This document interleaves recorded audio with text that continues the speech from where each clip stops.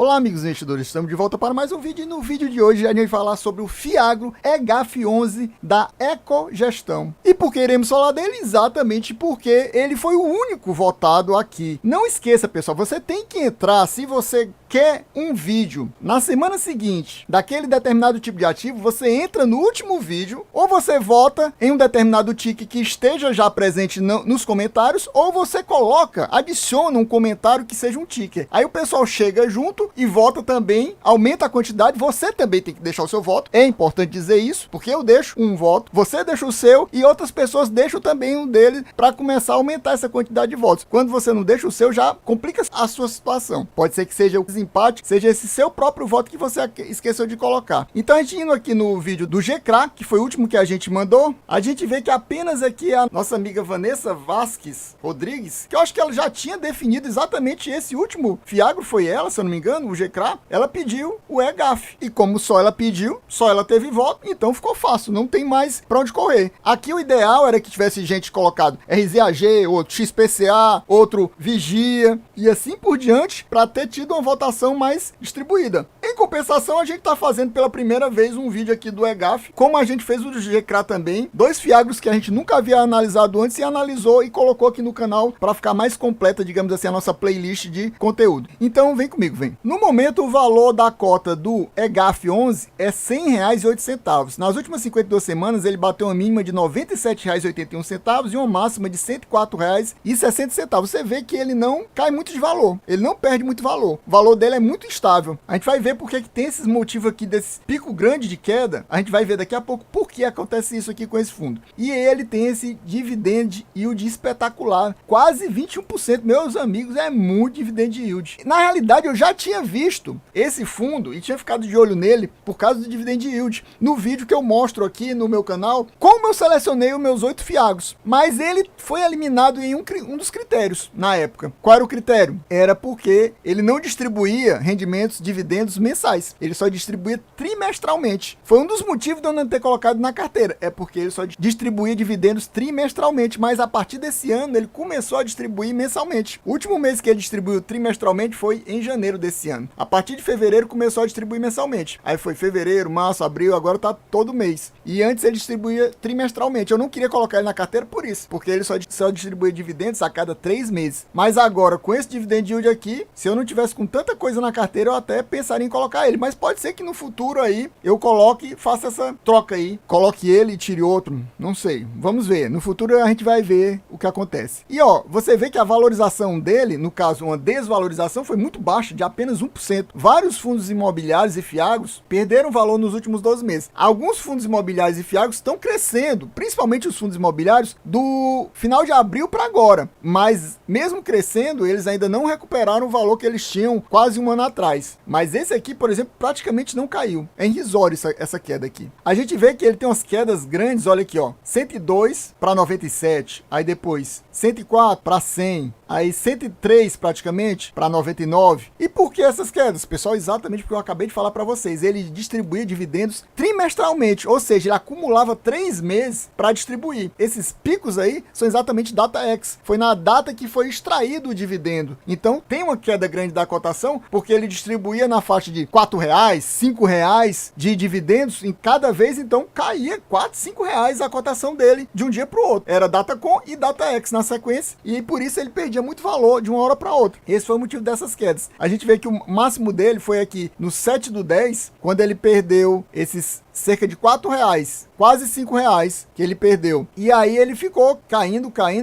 Normalmente, sempre falo, os Fiagros e fundos imobiliários tiveram um aumento de valor, um ganho de valor muito grande, principalmente a partir de julho. Ele aqui começou a ganhar valor no começo de agosto e até bater a máxima dele aqui. Depois ele caiu e aí não se recuperou mais. A maioria dos fundos imobiliários e Fiagros só começaram a cair muito de valor, perder muito valor no finalzinho de outubro. Mas ele, como teve essa data X aqui, ele não conseguiu se recuperar mais. Apesar disso, em novembro ele voltou a valorizar, né? Mas você vê que ele subiu, aí depois, pá, DataX de novo, cai. Aí depois ele sobe, aí depois ele cai de novo quando é DataX. Normalmente era DataX. Aqui já começa, como é nesse ano já, ele começou a distribuir mensalmente, então tem quedas, mas são quedas mais suaves, digamos assim. A mínima dele foi aqui, há praticamente um ano atrás, R$ 97,81 reais. Depois disso, não teve mais nenhum valor tão baixo. O valor mais baixo foi esse aqui, ó. R$ 98,30 no dia 23/11. A gente vê que o valor patrimonial da cota é R$ 98,73, ou seja, ele tá, o valor cotado atualmente acima do valor patrimonial. Ou seja, o P sobre VP dele tá 1,01, ele está 1%, cobrando 1% de ágio em cima do valor patrimonial dele. Como eu sempre falo em todos os vídeos Fiagros, é um P sobre VP ok, é um ágio ok, porque normalmente teve um período aí que a maioria dos Fiagros cobrava um P sobre VP entre 10 e 20, aí tava caro. Mas entre 3 e 4, 5 de ágio é ok. E ele tá apenas 1. Agora, claro, não é como o GCRA da vida, que a gente viu que tava com 5% de desconto, que também é raríssimo. Normalmente, quando tá mal, digamos assim, entre aspas, tá com uma cotação baixa, o Fiagro fica entre 0,98 e 0,99, com 1 ou 2% de desconto. E o normal é trabalhar com 2 a 5% de ágio. Então esse ágio tá bem ok. A gente vê que a quantidade de cotistas dele é baixa, 4.519 cotistas, e aumentou recentemente isso, a gente vai ver no relatório, no último relatório divulgado, porque ela teve uma emissão de cotas agora, recente, bem recente. Então por isso que o número de cotistas aumentou. Antes era 3.700. E a gente vê que o patrimônio líquido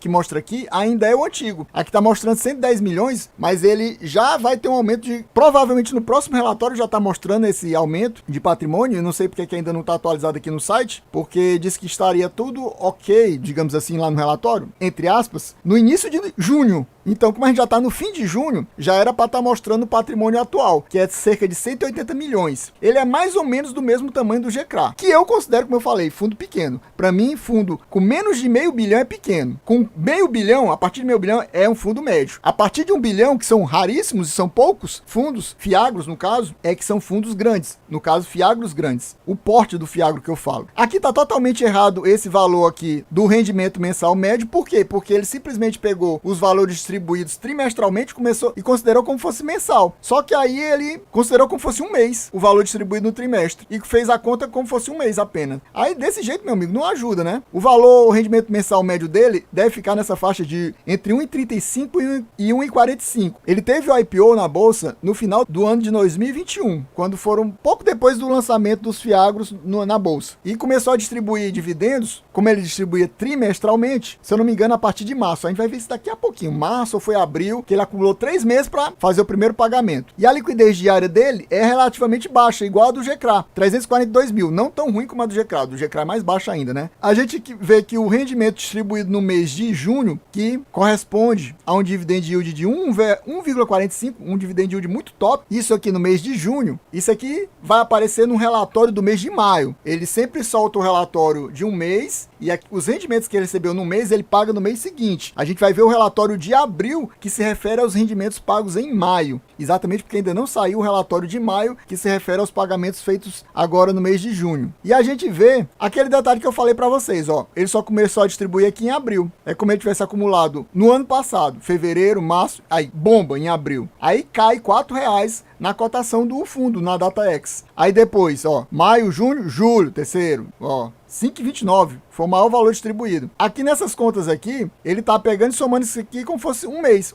2 meses, 3 meses, aí 4 meses, 5 meses, 6 meses, 7 meses, 8 meses, 9 meses. Aí somou os valores e dividiu por 9. Tá totalmente errado, porque esse aqui era como fosse 3 meses. Era para ter contado como 3 meses, 6 meses, 9 meses, 12 meses aqui. Aí 13, 14, 15, 16, 17. Eram 17 meses para ele ter dividido o valor total. Ele dividiu por 9. Então, dá uma diferença grande e fica esse rendimento mensal médio muito alto, mas está totalmente errado isso aqui. Ele se bananou todo aqui nas contas, o site. E a gente vê que ele teve uma queda de novo, você vê que varia muito, né? Foi quase 4 aqui, aí subiu para 5,30, aí depois caiu para 4,36, caiu mais um pouquinho para 4,20, aí a partir do que ficou mensal, em fevereiro 1,47, aí 1,20, ó como caiu. Aí depois 1,54, 1,20, aí depois 1,47. Ele vai justificar essa queda aqui porque no mês de abril teve menos dias úteis. Provavelmente no mês de março, que se refere aos rendimentos recebidos pelo fundo no mês de fevereiro, ele vai justificar da mesma forma, porque teve menos dias úteis. O fundo parece que é 100% atrelado ao CDI, mas ele não mostra isso assim absolutamente claro, como alguns fiagros mostram. E ele é 100% CRAs, ou seja, ele é basicamente é um fundo de papel do setor agropecuário, 100% atrelado ao CDI. A gente vai ver isso aqui daqui a pouquinho no relatório. Vindo aqui para o relatório, a gente vê que o relatório é do mês de abril, como eu falei para vocês, que se refere aos rendimentos pagos no mês de maio. Não saiu o relatório mais recente, que seria do mês de maio, referente aos pagamentos feitos em junho. A gente vê que o fundo começou a ser negociado na bolsa no finalzinho de 2021, mas como a gente viu, só começou a distribuir dividendos a partir do mês de abril. Demorou 4 meses para distribuir os primeiros dividendos. A administradora é a Vortex. A gestora, a gente vai ver daqui a pouquinho para vocês verem, é a Ecogestão, o nome da gestora. Eu não conheço essa Ecogestão. A taxa de administração somada à taxa de gestão é 1,2% ao ano sobre o patrimônio líquido, o que eu achei uma taxa acima do normal, porque a maioria, na soma da taxa de administração e taxa de gestão é 1%, essa cobra um pouco mais. Ela também tem uma taxa de performance, que seria 10% do que exceder o CDI mais 1%, mas o benchmark dela é CDI mais 4%, e normalmente ela está acima desse CDI mais 4%, ou seja, ela está cobrando a taxa de performance, que seria só 10% do que exceder o CDI mais 1%, ou seja, atualmente seria 14,65%. O que ultrapassar 14,65%, eles cobram 10% de taxa de performance. Aqui ele mostra o TIC, né? É GAF11, como a gente já mostrou. Aqui a quantidade de cotas antes da nova emissão que teve, 1.116.000. Quantidade de cotistas também antes da nova emissão, 3.485, que é uma baixa quantidade de cotistas, mas também tem que lembrar que o fundo é base 100, que aí complica mais, menos gente compra, porque é um fundo de base 100. Ó, a gestora, como eu falei, a Ecogestão, mas ela tem uma cogestão também, dessa multiplica crédito e investimento. Normalmente é só uma gestora, aqui não, tem essa gestora e essa cogestora, além da administradora, que no caso é a Vortex, como a gente já viu. Aqui ainda mostrava o patrimônio líquido de 109 milhões, lá no Status Invest mostra 111 milhões, mas ela vai mostrar aqui no relatório que já teve a emissão de novas cotas, e isso aí vai subir o valor do patrimônio líquido para cerca de 185 milhões, se eu não me engano. Isso aqui é o comentário do gestor, que é sempre interessante, porque normalmente isso é atualizado mês a mês. Isso aqui é algo que normalmente é separado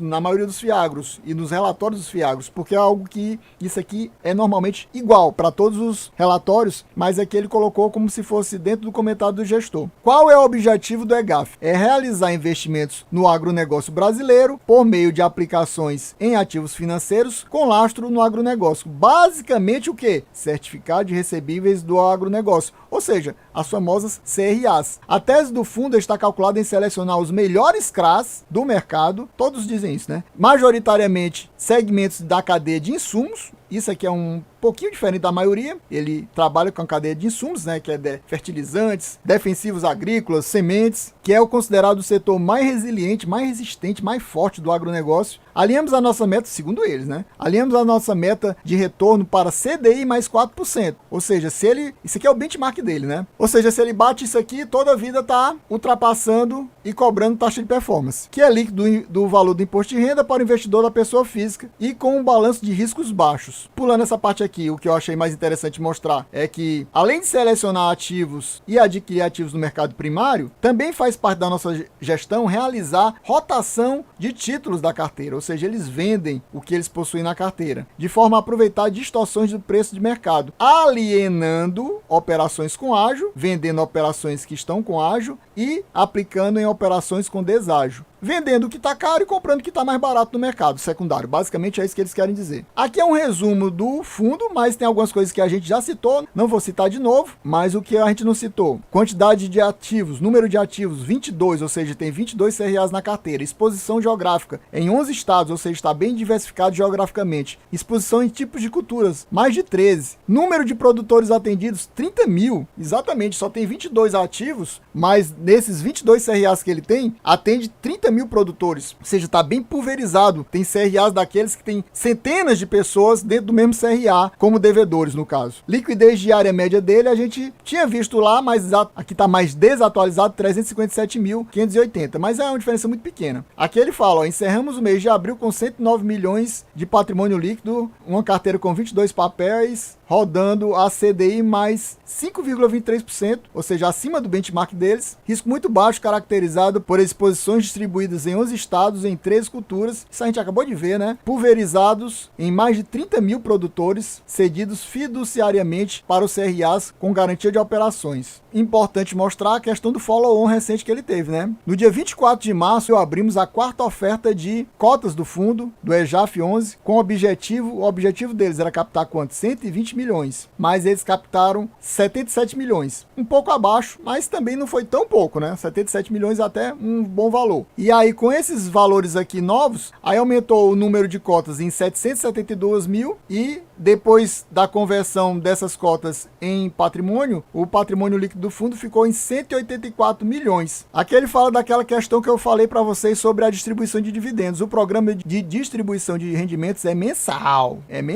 Em 2023, passamos a periodicidade de trimestral para mensal. Ou seja, periodicamente antes era trimestralmente distribuídos os rendimentos, agora passou a ser mensal. O pagamento é no 10º dia útil e a DataCon é o 5º dia útil do mês. Aí ele vai justificar porque que o valor foi apenas 1,20 distribuído no mês de maio, referente ao pagamento do mês de abril. Olha aqui, ó. O anúncio de 8 de maio, referente a abril, foi de 1,20. Esse valor foi menor, olha aí, foi menor, porque no mês de abril teve apenas 18 dias. Foi menor em relação ao mês de março, que ele fala, porque no mês de março teve 23 dias e no mês de abril teve só 18 dias úteis. Então acabou dando um valor menor, distribuído um rendimento de 1,20. Aqui está a lista de todos os devedores do fundo. Aqui o nome do devedor. Ele não diz qual é o tipo de ativo, mas são CRAs, pessoal. Aí ele mostra aqui o que ele chama de segmento do devedor e a classe do tipo de ativo. Aí mostra a taxa de mercado, você vai ver que é tudo CDI. Ou seja, apesar dele não mostrar no relatório em nenhuma outra parte, como alguns mostram gráfico de CDI contra outras coisas, aqui